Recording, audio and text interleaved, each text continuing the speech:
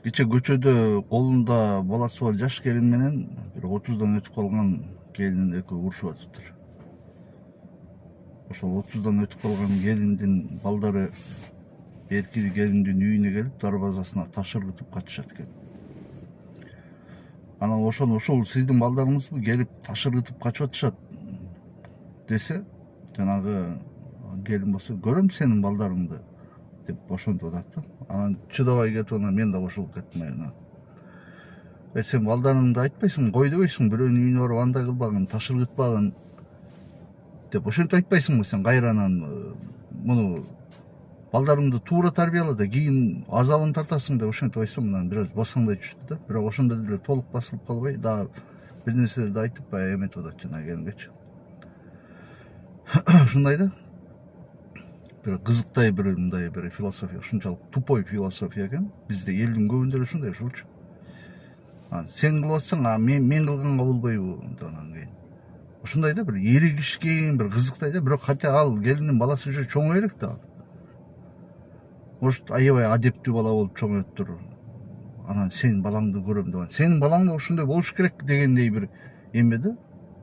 Мындай бир каалоо тилек, бир жаман каалоо тилектери бардай сүйлөйт да мындайчы. Айтыш керек да, кечирип кой, мен айтам мына деп балдарын чакырып, эмне кылып атасың мындай деп туруп, сөз укпаса нары буйруктан нары чабыш керек да бир эки жолчу. Ошенткенин ордуна кайра балдарын защищать этип ушинтип атат да.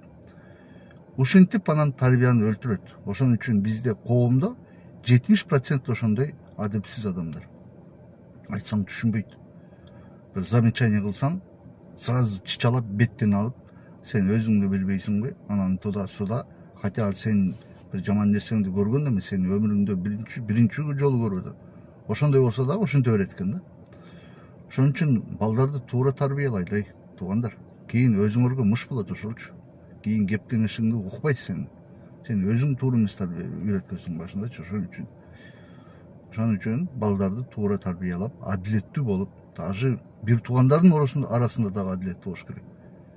Кичүүсүнө жан тартып, улуусун мынтип, бул кичине, бул түшүнбөйт, анан туда-суда деп ошондой дебеш керек.